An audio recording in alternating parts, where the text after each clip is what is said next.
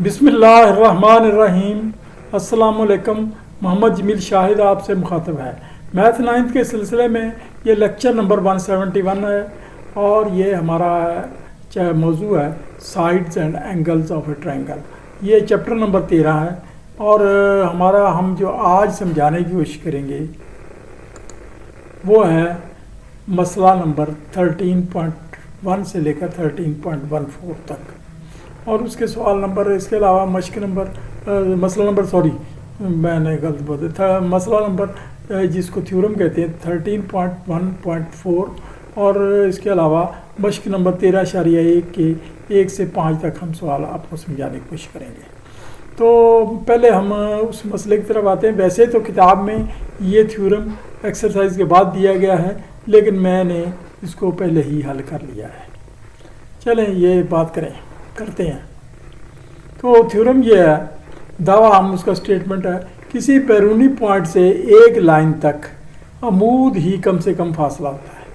यानी वो अगर आप किसी सड़क की मिसाल दे रहा हूँ, किसी सड़क पर खड़े हैं तो वहाँ से सड़क तक जाना है तो उस पर गिराया हुआ सड़क पर अमूद जो है कोई कम से कम फासला होता है। मजबूरी अलग हो सकती है कि आपके पास रास्ते में रुकावटें हों, कोई खेत हो, कोई मकान हो, ये वो तो, लेकिन अगर आप बिल्कुल खुला ग्राउंड है तो आपको कम से कम फासला अमूद ही होगा। तो इसी तरह से ये लाइन है, ये लाइन है, यानी रे समझ लें, यानी दोनों तरफ बड़ी हुई है, इसकी हद कोई नहीं है, रे की हद नहीं होती। तो इससे सी पॉइंट से वो इधर बढ़ने के लिए ये अमूद जो 90 डिग्री यही होगा। दावा हम ये किसी बैरूनी पॉइंट से, मसलन ये पॉइंट है सी से ए बी तक जाने के लिए सी डी लाइन ही सबसे कम फासला है, बशर्ते कि ये एंगल 90 डिग्री हो, ये बैरूनी पॉइंट से। बाकी दीगर फासले सारे ज़्यादा हैं। अच्छा, अब ये है, हम इस दावा हमको कहते given C point lies outside A B ray के बाहर है। ये रे इसलिए कहा जाता है कि ये इसकी हद नहीं, इधर जितनी भी है। C D is drawn perpendicular on A B, C D perpendicular रे गिराया गया है ए बी रे to prove C D is the shortest distance to A B रे, C D is the shortest distance to A B रे, C D सबसे कम है, ये साबित करना है। ड्रा टू लाइन्स, दो लाइनें खींचे सी ई एंड सी एफ। ये जो है ना, ये कि लाजमी तौर पर ये उससे कुछ दूर खींचेंगे तो ये जाविया कम होगा, ये जाविया कम होगा, लेकिन ये जाविया ज़्यादा होगा क्योंकि 180 के हिसाब से ये जाविया ज़्यादा होगा, ये जाविया ज़्यादा होगा, यानी ये इससे, यानी ये अगर एक्यूट है तो ये जाविया ऑब्ट्यूस होगा। Proof in triangle C D triangle में दें, C D is 90, C D 90 degree है, यानी परपेंडिकुलर ड्रॉन, ये हमने शुरू से परपेंडिकुलर है, तो सी डी बी एंगल बड़ा होगा सी ई ओ एंगल से। देखिए, एक ट्रायंगल में 90 डिग्री एंगल अगर हो तो बाकी दो का भी मजमूआ 90 डिग्री होता है, क्योंकि 180 होते हैं, 180 से ज़्यादा हो ही नहीं सकते। तो ये तो कुछ ना कुछ ये भी होगा, तो ये 90 से कम ही होगा। तो इसका मतलब ये है कि सी डी बी एंगल बड़ा है सी ई डी एंगल से, यानी इसमें इस वजह से है कि ये सी ई डी जो है एंगल, ये इस ट्रायंगल का एक्सटीरियर एंगल है, इसका वो जो है ना वो एक्सटीरियर एंगल है, C D B exterior angle है, यानी इसमें ये जो है ना सी डी बी ये एक्सटीरियर एंगल है, ये सी डी बी और ये इंटीरियर एंगल है। अगर आप इस ट्रायंगल को लें तो इसमें C D B angle exterior है और ये इंटीरियर है। एक्सटीरियर एंगल हमेशा इंटीरियर से बड़ा होता है। एक्सटीरियर एंगल वो होता है जब एक ट्रायंगल की साइड को बढ़ाया जाए जो एंगल बनता है। बेसिकली ये एंगल इन दोनों के बराबर है। और सी डी बी एंगल क्या हुआ, सी डी ई एंगल के यानी बराबर हुआ। C D B angle C D E के बराबर हुआ, क्योंकि अमूद है दोनों तरफ, वो 90 है, तो ये हो गया 180/2, ये सप्लीमेंट्री एंगल है। और सी डी ई बड़ा हुआ सी ई डी एंगल से, सी ई डी एंगल से, सी डी एंगल बड़ा हुआ, सी डी एंगल बड़ा हुआ सी, यानी ये दो जो हमने ये इसको एक्सटीरियर कहा था और ये 90 भी है तो ये भी 90 है, तो ये दोनों बराबर हो गए, यहाँ कर्सर पर रहा ये दोनों बराबर हो गए। इसका मतलब ये एंगल अगर हम पहले कह रहे थे यहाँ कर्सर है ये बड़ा है इस एंगल से, अब ये हम यही बात कह सकते हैं ये एंगल बड़ा है इससे, यानी सी डी ई एंगल बड़ा हुआ सी ई डी एंगल कंक्लूडेड। अच्छा, ये अगर आप बड़े एंगल के सामने का ज़िला भी बड़ा होता है तो सी डी छोटा हुआ, सी डी छोटा हुआ सी से, उल्ट बात हो गई ना, यानी ये छोटे एंगल का सामने का ज़ाविया ज़िला भी छोटा होता है, यानी ये छोटा है तो ये भी छोटा है, सी डी छोटा हुआ सी से, C is front of greater angle, यानी सी ग्रेटर, ये सबसे ग्रेटर एंगल है इसके फ्रंट में है। जस्ट लाइक सी डी, इसी तरह से हम साबित करते हैं सी डी छोटा होगा सी एफ से, सी एफ से भी छोटा होगा, मतलब कोई और लाइन भी हो किसी दूसरी तरफ हो वो भी इसी यही फॉलो करेगी। और एनी रे अदर दैन सी डी के अलावा कोई भी रे हो इस ग्रेटर डिस्टेंस, इस ग्रेटर डिस्टेंस ज़्यादा लंबा फासला होगा। ये हमने थ्योरम हमने साबित कर दिया। अब हम आते हैं सवालों की तरफ, एक्सरसाइज की तरफ। एक मसलस की दो तरफ 10-15 है, 10 और 15 है, दो साइडें 10 और 15 है। तीसरी तरफ में इनमें से चार में से कौन सी हो सकती है? 5, 20, 25, 30 में से कौन सी हो सकती है? कौन सी मुमकिन हो सकती है? अब हम हर एक के मुमकिनात का जायज़ा लेते हैं। पहले हम इसको लेते हैं, मुमकिन नहीं। ये देखें, ये 15 लगाई, ये 10 लगाई, यानी 10 एक्चुअल ये इसके ऊपर इस तरह से लगनी है। तो 10 ने, यानी जब हम इधर से आर्क लगानी 5 की, तो 10 ने इधर को आना है, तो इधर को आना है, तो ये 10 तो इससे कोलैप्स कर देगी, क्योंकि 10 तो पूरी की पूरी, यानी 5 तो जब इधर से 5 की आर्क लगाएंगे 5 यहाँ कट करेगी, तो इसका मतलब है ये ट्रायंगल नहीं बनेगी, क्योंकि 10 के बाद 5 का अलावा सिर्फ सीधी लाइन भी बना सकता है, मसलस नहीं बना सकता। ये बात थ्योरी, मैं ये इस बात को दोबारा समझाता हूँ। ये 15 की लाइन लगाएंगे, आप 10 की भी लगा सकते हैं, लेकिन सबसे बड़ी नीचे लगाएं तो बेहतर है, उससे समझाना आसान होता है। 15 की लाइन लगाएंगे तो उसके ऊपर 10 की इधर एक कॉस लगाएंगे, फिर 5 की आपने एक कॉस लगानी है। अब आप अमली तौर पर क्या होगी, जब 10 की कॉस लगाएंगे तो आपकी कॉस यहाँ से यहाँ तक आएगी, 5 की कॉस लगाएंगे वो भी यहाँ से यहाँ आए, तो ये दोनों कॉसें यहाँ कता करेंगी, तो ये तो सीधी लाइन ही बन गई, तो ये मुमकिन नहीं है। अब हम लगाते हैं अगली बात, ये 20 को लेते हैं।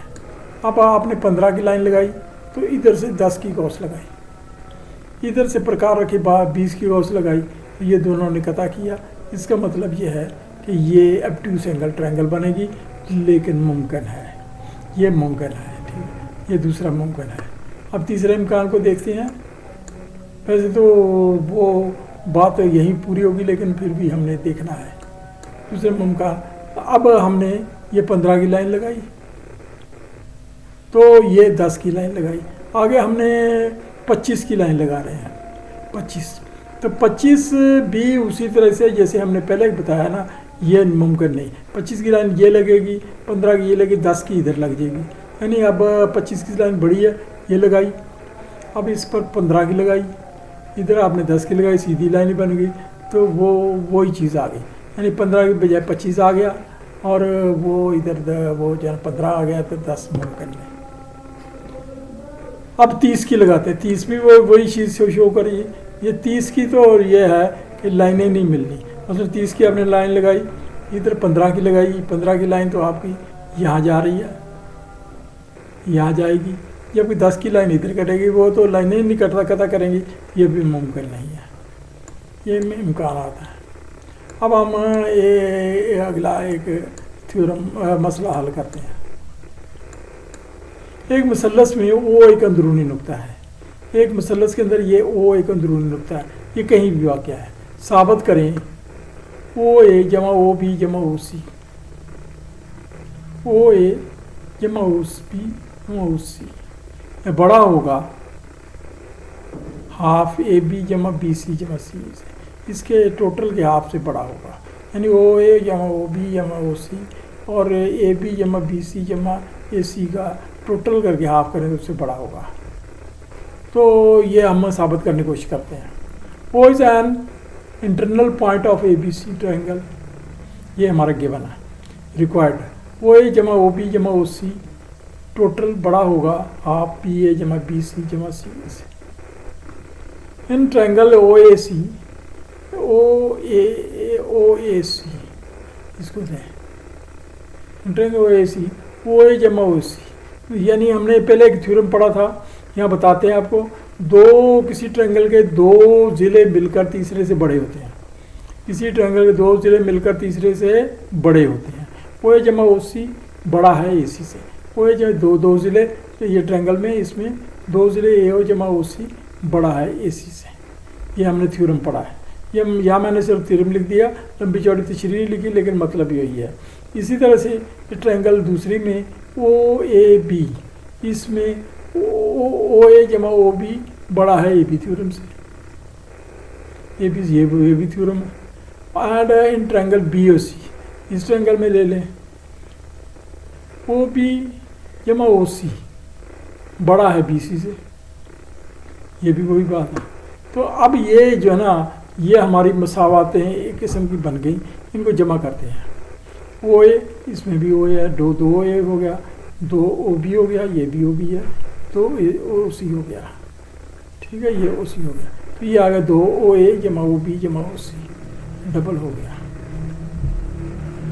ये डबल हो गया। तो ये सिंगल हो गए, बी ए जमा सी है, एडेड डाल, इनको सबको एडेड किया, इधर भी एडेड किया, जमा किया, इधर भी जमा किया। अब ये दो ये है तो इसका हाफ कर ले, तो आगे ओ ए जमा ओ बी जमा ओ सी, इसका हाफ हो गया बी ए जमा बी सी जमा सी है। वही बात हम जो साबित करना चाहते वो पूरी हो गई। तो हमारा ये जो जुज़वी सा थ्योरम था ये साबित हो गया। अब हम मश्क नंबर 3 की तरफ आते हैं। हाँ सॉरी, सवाल नंबर 3। ये एक मुसल्लस ए बी सी में दो ज़ाविये 45 और 75 हैं, यानी ये 45 एंड 70 है। सॉरी, ये गलत लिखा गया। दो ज़ाविये 45 और 70 हैं, ये दो ज़ाविये 45 और 70 हैं।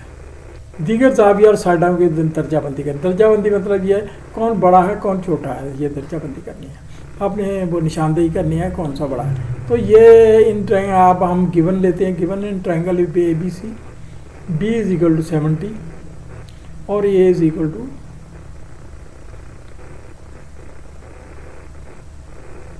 45।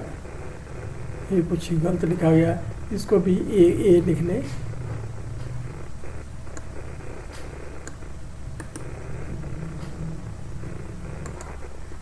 हाँ, in triangle A B C B ज़ाविया बराबर है 70 डिग्री और ए ज़ाविया बराबर है 45 डिग्री। रिक्वायर्ड क्या है, और ये भी फिर गलत हो गया, ये सी लिखना था।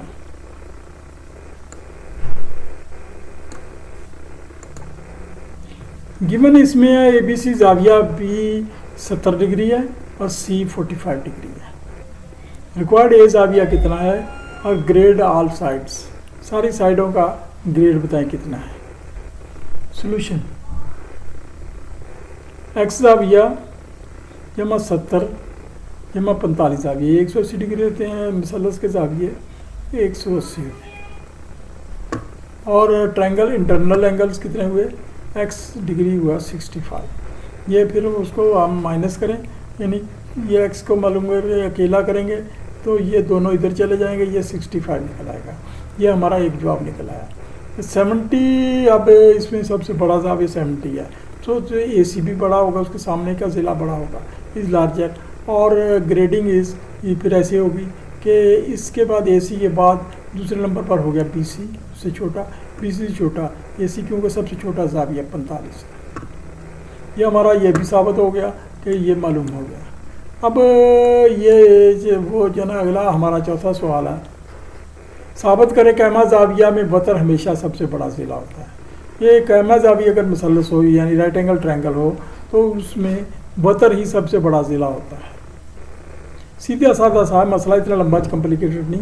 कैमा जाविया में एक एंगल 90 डिग्री होता है, तो दूसरे दो एंगल का मजमूआ 90 डिग्री होना, क्योंकि टोटल तो 180 होने हैं, तो इस वजह से वो सबसे बड़ा ज़िला होगा, तो वो जावी के सामने ज़िला बड़ा होगा। अब हम इसको अमली तौर पर करते हैं। In triangle A B C B जाविया इज इक्वल टू 90 डिग्री, तो रिक्वायर्ड ए सी बड़ा है बी सी या ए बी से। तो solution in triangle A B C B is angle is equal to 90 degree, बीटा बाइल ए जमा C is equal to 90 degree. A जमा सी एंगल टोटल ये 90 डिग्री है। So A C is greater than perpendicular और base, इसको base कहते हैं, इसको परपेंडिकुलर कहते हैं राइट एंगल ट्रायंगल में, और इसको हाइपोटेन्यूज कहते हैं। ये सिर्फ राइट एंगल ट्रायंगल के लिए, बाकी के लिए नहीं है। अब हमारा पांचवा सवाल है। पांचवें सवाल में यह दर्जेदार मुसल्लस में ए बी बड़ा है ए सी से, ए बी बड़ा है ए सी से दिया गया है। जाविया साबित करें, जाविया 1 बराबर 2 के, जाविया 1 बराबर 2, जाविया 1 बराबर 2 ये भी दिया गया, और 3 जाविया 4 के बराबर है, ये दिए गए हैं। साबित करें कि बी डी बड़ा है डी सी से, ये साबित करना, ये भी आसान सा ही है। इन ट्रायंगल ए बी बड़ा है ए सी से, तो 1 जाविया बराबर 2 का, ये वो हाफ है, ये यहाँ दिया गया है, यानी इस एंगल का हाफ किया गया है, और 3 जाविया 4 के इस एंगल का, यानी ए सी बी एंगल का हाफ किया गया है। तो रिक्वायर्ड ये है बी डी बड़ा है। In triangle A B C triangle में ए बी बड़ा है ए सी से, गिवन दिया गया, तो फिर इसका मतलब है ए सी बी जाविया बड़ा होगा ए बी सी जाविया से। Greater side front angle is greater side front angle is greater, ये इसके स्पेलिंग ये ई लिखना था, सॉरी भूल गए, ग्रेटर ये लिखा हुआ सही, इसी को इसी तरह समझिए। Greater side front angle is greater, वो बड़ा एंगल बड़ा होगा, और इसका हाफ कर ले, इस एंगल का हाफ कर ले, हाफ ए सी बी भी बड़ा होगा हाफ ए बी सी से, एंगल हाफ, तो या फिर 4 जाविया भी 2 से बड़ा होगा, और फिर उसका सामने के 4 का जाविया, ये सामने का ये है बी डी बड़ा होगा सी डी से। ये हमारी बातें हमने साबित कर दी। तो ये हमारा लेक्चर ख़त्म हुआ। आपसे गुजारिश है कि लेक्चर को सब्सक्राइब कर दें, और या घंटी के बटन को दबा दें, या वो लाइक कर दें, या कुछ ना कुछ कर दें, तो ये आपसे मेहरबानी होगी। Thank you very much.